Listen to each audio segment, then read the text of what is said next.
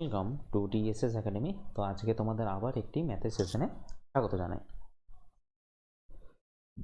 বলছে এ এবং বি একসাথে কাজ করলে একটি কাজ 321 দিনে শেষ করা যায়, ঠিক আছে? এবং এ একা কাজটি 535 দিনে করতে পারে, তাহলে বি একা কাজটি কত দিনে শেষ করতে পারবে? দেখতে পারো খুবই কিন্তু ইন্টারেস্টিং একটা কোয়েশ্চেন। ওকে, তাহলে ভালো করে শোনো। বলছে দেখো এখানে আমি করলাম কি দেখো এখানে হচ্ছে এ এবং বি লিখলাম, আর এটা লিখলাম কি এ।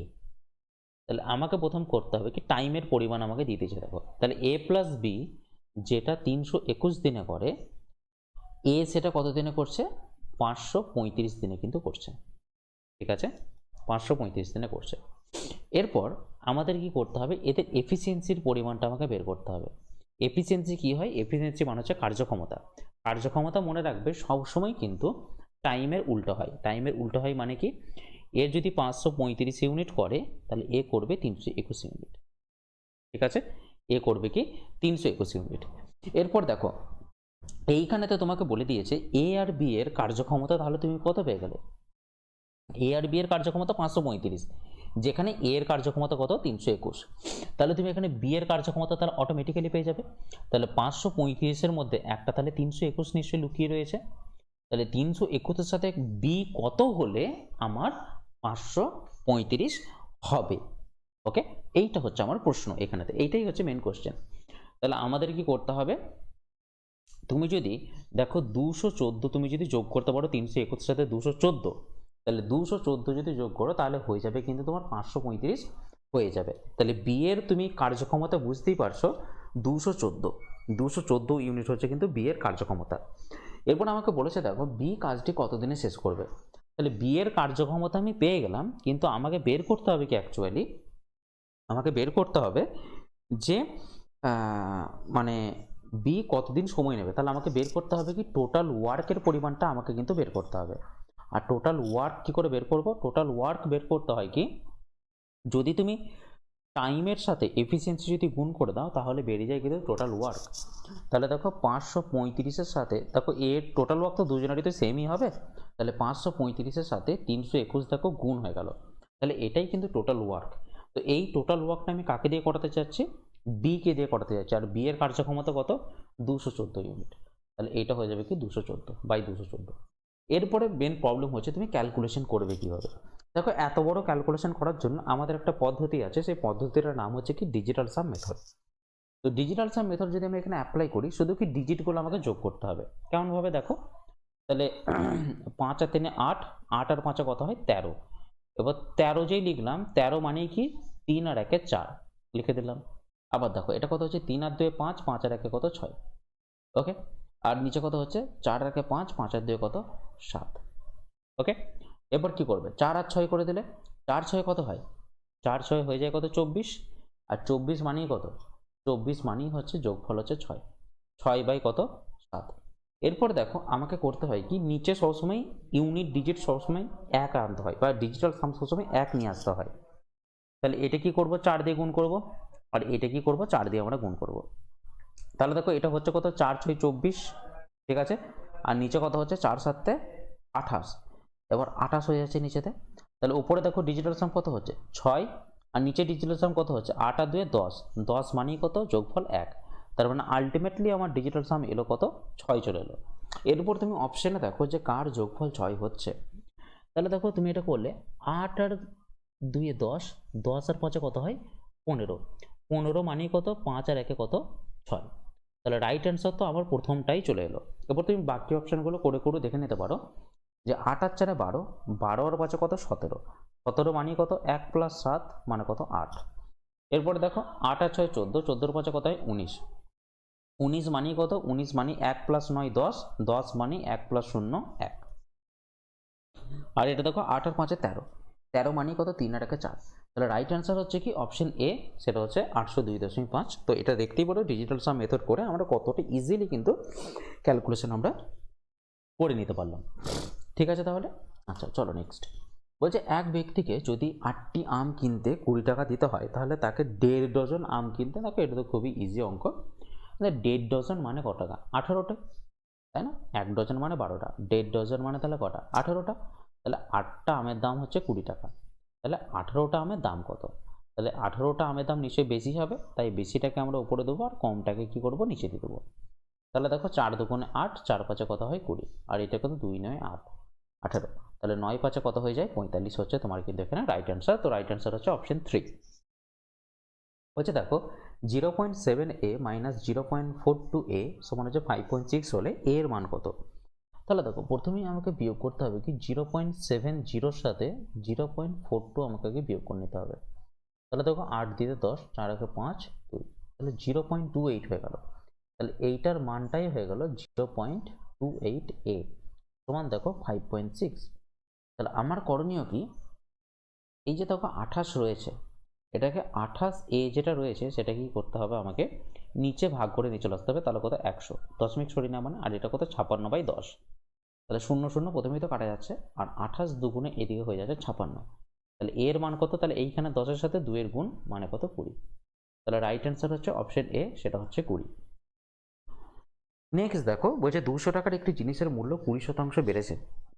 তাহলে 20% আগে বাড়িয়ে দিই। তাহলে 200-র উপরে যদি 20% বাড়ায় তাহলে 120 হয়ে যাবে। তাহলে 120/100 সমান হচ্ছে দেখো 240 টাকায় জিনিসটার দাম হয়ে গেছে। আবার কি হয়েছে? আবার 20% কমিয়ে দিচ্ছে। 20% কমানো মানে কি? নিশ্চয়ই 80%। তাহলে 80% করে দেওয়া মানে হচ্ছে 8 4 32, 8 2 16 3 19, তাহলে 192 টাকা হয়ে গেছে। তো আলটিমেটলি কত কমলো? দেখো আগে ছিল 200 টাকা, এখন হয়ে গেছে 192 টাকা। তাহলে 8 টাকা কিন্তু আলটিমেটলি কমে গেল। এই 8 টাকা কমলো কার উপর? নিশ্চয়ই 200-র উপরে কমেছে। তাহলে 200-র উপরে 8 কমেছে, তাহলে 100-র উপরে তাহলে কত কমেছে? তাহলে দেখো 0 0 কাটা গেল, 2 4 কত? 8। তাহলে 4% কিন্তু কমেছে। কিন্তু অ্যাকচুয়ালি তোমাকে 4% তোমাকে বের করতে বলেনি, তোমাকে বলেছে কত টাকা কমবে। তাহলে নিশ্চয়ই 8 টাকা কমবে, রাইট আনসার হচ্ছে এটা। কিন্তু কত পার্সেন্টেজ কমবে? তাহলে বলতে হবে 4% কমবে। বলছে পরীক্ষায় পাস মার্ক হচ্ছে 40%, অশোক যদি 88 নম্বর পায় এবং 10 নম্বরের জন্য ফেল করে যায়, তাহলে পরীক্ষায় সর্বোচ্চ নম্বর কত? দেখো সর্বোচ্চ নম্বর তো অলওয়েজ তো 100% হয়। এবার পাস মার্ক দিয়ে দিয়েছে 40%, ঠিক আছে। এরপর 88 এসে নাম্বার পেয়েছে কিন্তু 10 নম্বরের জন্য ফেল করেছে। তাহলে তার নাম্বার পাস মার্ক তাহলে ছিল কত? ছিল নিশ্চয়ই তাহলে 98। তাহলে 40%-এর মান হচ্ছে 98। তাহলে আমাকে বের করতে কি হবে? সর্বোচ্চ নাম্বার। তাহলে 100%-এর ভ্যালু আমাকে বের করতে হবে। তাহলে 100% নিশ্চয়ই বেশি হবে। তাহলে বেশি মানে কি? বেশিটা দিয়ে উপরে গুণ হবে আর কমটা দিয়ে নিচে গুণ হবে। তাহলে এবার ক্যালকুলেশন করে নাও শুধু। তাহলে দেখো এটা হচ্ছে কত? 4 10 100, আর এটা হচ্ছে 4 25, আর দেখো 5 5 25, 5 2 10, আর 2 কত? 49, আর 49 গুণিত 5, 49-এর সাথে 5 দিয়ে গুণ করলে তোমার আলটিমেটলি ইউনিট ডিজিট 5ই আসে। তো রাইট অ্যান্সার হচ্ছে অপশন 3। বলছি a সমান 63, b সমান 18। তাহলে তুমি একটা কাজ করো, তাহলে এখানে মানগুলো বসিয়ে দাও। তাহলে এটা হচ্ছে কত? 63 প্লাস 18, এইটার কি দিয়েছে? স্কোয়ার দিয়ে দিয়েছে। তাহলে কি হবে? 63 প্লাস 18 মানে কত? 81। তাহলে 81-র আমাকে স্কোয়ার দিয়েছে। এবার 81 স্কোয়ার মানে কত? তাহলে এবার রুট ওভার অফ মানে মনে রাখবে, রুট ওভার অফ মানে হচ্ছে পাওয়ারে কিন্তু হাফ। তাহলে 81 যে স্কোয়ার আছে এর উপরেও কিন্তু হাফ চাপবে। তাহলে দেখো 2 2 কাটা যাবে। তাহলে পড়ে থাকবে কত? 81-র মাথায় 1, 81-র মাথায় 1 মানে কিন্তু 81 দাঁড়ালো। তো রাইট আনসার হচ্ছে অপশন 2। বলছে একটি কল 8 ঘন্টায় একটি ট্যাঙ্ক পূর্ণ করতে পারে। অর্ধেক ট্যাঙ্ক ভর্তি হওয়ার পরে আরও 3টি অনুরূপ কল খোলা হলো। আচ্ছা, অর্ধেক ট্যাঙ্ক ভর্তি হওয়া মানে কি? তাহলে দেখো এ তো 8 ঘন্টায় ভর্তি করতে পারে। তাহলে এ নলটা আমি ধরলাম যে চলছে, তাহলে 8 ঘন্টায় ভর্তি করতে পারে। তাহলে নিশ্চয়ই হাফ ভর্তি করতে কত সময় নেবে? তাহলে এ নিশ্চয়ই 4 ঘন্টা তো প্রথমে আমার সময় নিয়েছে। এরপর যেটা নেক্সট বাকি বাকি বাকি কাজটা মানে কি? এখানে হাফ অংশ আমার ভর্তি হয়েছে। এরপর দেখো বাকি হাফ অংশ কাজটা কে কে করবে? বলছে আরও 3টি অনুরূপ কল যোগ করা হলো, মানে এর মতো আরও 3টি যোগ করা হলো। তার মানে কি? টোটাল এর সংখ্যা দাঁড়ালো 4টে এ দাঁড়িয়ে গেল। এবার এই 4টে এ করবে কি? এই হাফ অংশ কাজটা কিন্তু করবে। বোঝা গেল? 4টে এ কি করবে? এই হাফ অংশ কাজটা কিন্তু করবে। মানে যেটা একটা এর ক্ষেত্রে যেখানে তোমার 4 ঘন্টা সময় লাগছিল ওই কাজটা করতে, সেই ক্ষেত্রে 4টে এ মিলে কত ঘন্টায় করবে তাহলে? নিশ্চয়ই অনেক কম সময়ে করে দেবে। তাহলে কি করে দেবে, 4/4 মানে কত ঘন্টায়, 1 ঘন্টায় কিন্তু কাজটি তোমার করে দেবে। তো রাইট অ্যান্সার কত হবে তাহলে, তাহলে প্রথমে 4 ঘন্টা এ একা কাজ করেছে, তারপরে বাকি 1 ঘন্টা 4 জন মিলে করেছে। তো রাইট অ্যান্সার হচ্ছে কত, 5 ঘন্টা টোটাল অ্যান্সার আমার। বলছে একটি ব্যাগে যথাক্রমে 1:8:16 অনুপাতে 1 টাকা 50 পয়সা মুদ্রা রয়েছে, মানে তোমাকে সংখ্যার অনুপাতটা দিয়ে দিয়েছে। তাহলে তুমি এখানে লিখলে 1 টাকা লিখলে, এখানে লিখলে তুমি 50 পয়সা, এবং এখানে লিখলে কি তুমি 25 পয়সা তুমি এখানে লিখে দিলে। তাহলে এদের সংখ্যার অনুপাতটা দিয়ে দিয়েছে। সংখ্যার অনুপাত হচ্ছে কত, 1:8 কত 16 দিয়ে মোট কত টাকা বলে দিয়েছে, মোট হচ্ছে তোমার 450 টাকা বলে দিয়েছে। তাহলে সেই ক্ষেত্রে আমাকে বের করতে হবে কি, ভ্যালুটা আমাকে আগে বের করে নিতে হবে। তাহলে ভ্যালু কি করে বের করব, দেখো এগুলোকে সব টি ধরো, এগুলোকে সব টি ধরো, ঠিক আছে। তাহলে একটি 1 টাকা মানে 1 টাকা, ঠিক আছে। 8টি 50 পয়সা, 8টি 50 পয়সা মানে 4 টাকা, এবং 16টি 25 পয়সা মানে কত, 4 টাকা, ঠিক আছে। তাহলে টোটাল তোমার টাকার পরিমাণ তাহলে কত হলো, 4 আর 4 8, 8 আর 1 9 ইউনিট। তাহলে এই 9 ইউনিট ভ্যালুটাই হচ্ছে তোমার কত, 450 সাথে সমান। তাহলে 1 ইউনিট মানে তাহলে কত, 1 ইউনিট মানে দাঁড়ালো তোমার 50। দিয়ে বলে যে 50 পয়সা মুদ্রার সংখ্যা কত। তাহলে দেখো আমি আগে বের করি 50 পয়সার ভ্যালু কত আছে, আগে বের করে নিই। তাহলে 1 ইউনিট মানে 50, তাহলে 4 ইউনিট মানে তাহলে কত, 4 ইউনিট মানে হচ্ছে 200 টাকা।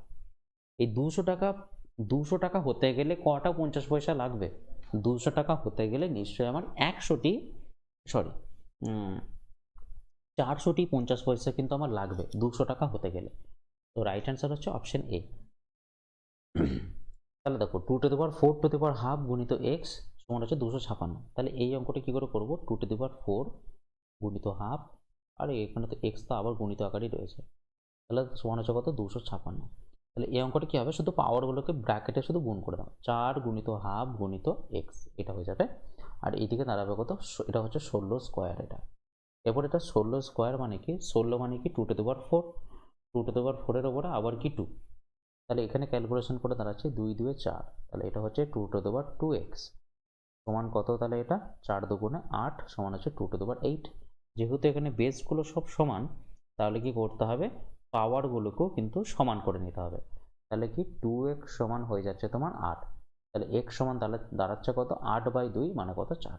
তাহলে রাইট অ্যান্সার হচ্ছে option A is the right answer. Next last অঙ্ক বলছে অজিত 32,000 টাকা নিয়ে একটু ব্যবসা শুরু করেছিল, এবং পরে গোপী 96,000 টাকা দিয়ে যোগদান করে, বছরের শেষে সমানভাবে লভ্যাংশ পায়। তাহলে বলছে গোপী কতদিন পর বা কত মাস পরে যোগদান করেছিল। তাহলে দেখো এটা হচ্ছে অজিত আর এটা হচ্ছে তোমার গোপী, এটা হচ্ছে ইনভেস্টমেন্ট, এটা হচ্ছে 32,000 টাকা ইনভেস্টমেন্ট করেছে, আর এটা হচ্ছে কি 96,000 টাকা ইনভেস্টমেন্ট করেছে। এরপর এর টাকাটা খেটেছে কিন্তু তোমার 12 মাস, এর টাকাটা খেটেছে 12 মাস, কিন্তু এর টাকাটা কত মাস খেটেছে আমি কিন্তু জানি না, কিন্তু আমাকে বলে দিয়েছে এদের প্রফিট যেটা হবে সেটা 1:1 কিন্তু দাঁড়াবে। ওকে, তাহলে প্রথমেই আগে যেটা কাটাকাটি করে নিতে হবে, এটা আমি এক্স ধরে নিলাম ওদের টাইমটা, ঠিক আছে, যে কত মাস খেটেছে। তাহলে প্রথমেই যেটা করতে হবে কাটাকাটি করে নাও, 0 0 0 এরকম করে সব কেটে দাও। আর এদিকে দেখো 32 3 96, আর এদিকে কত 3 4, তাহলে এখানে দাঁড়ালো কত, 4:1 কিন্তু দাঁড়িয়ে গেল।